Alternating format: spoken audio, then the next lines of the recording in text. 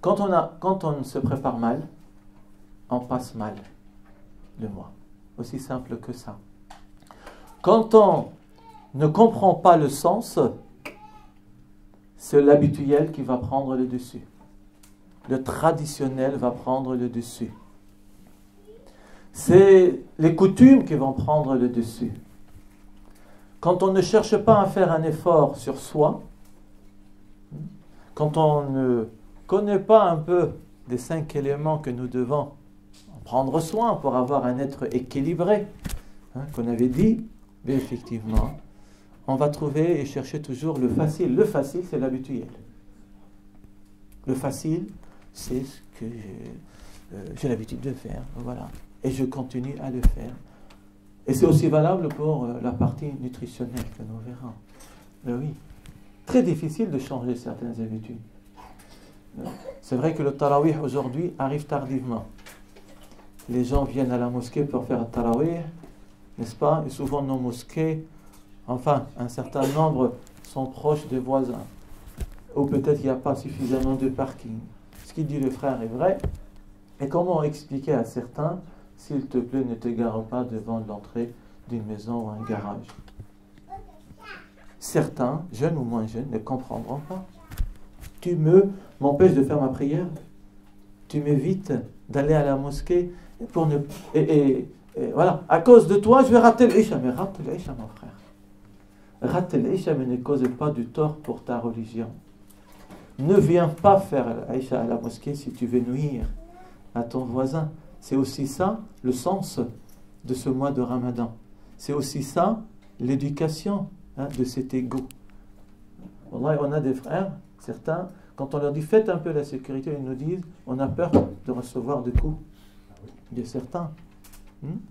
Mais parce qu'il y a un travail éducatif à faire, explicatif. Pour certains, c'est une banalité. Wallah, ce n'est pas une banalité. Le simple fait de savoir comment se garer, ce n'est pas du tout une banalité. On commet un grand péché. Je l'ai dit à Beauvais, je l'ai dit là où on me pose la question, où le débat amène vers cela. Vous savez que certains se garent sur le trottoir, sur un emplacement non prévu. Faites passer le message. Quand on se gare sur le trottoir non prévu, on est en train de détruire un bien public. Qu'est-ce que ça veut dire? Et on s'est renseigné auprès de la mairie.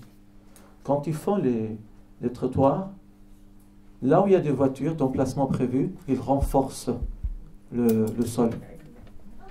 Et là où il y a un trottoir piéton, ils ne le renforcent pas. Et quand les gens viennent se garer avec le poids de la voiture sur ce trottoir piéton, et bien avec le temps, ça fait. Et donc on détériore un bien public. Et c'est haram en islam.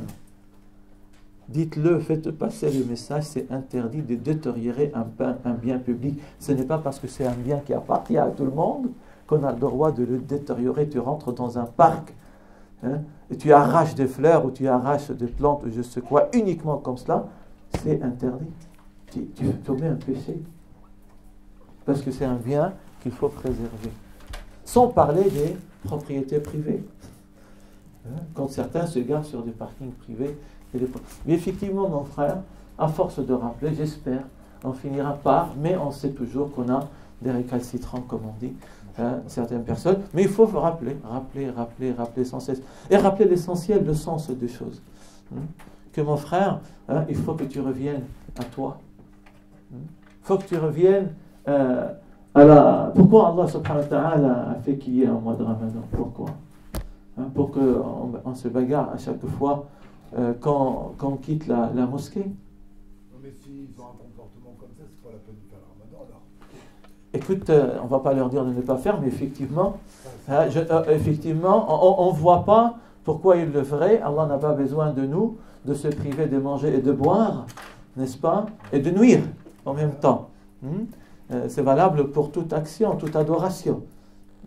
Toute adoration que tu fais en même temps, elle cause de la nuisance pour les autres. Et effectivement, ça permet de commettre un péché, effectivement.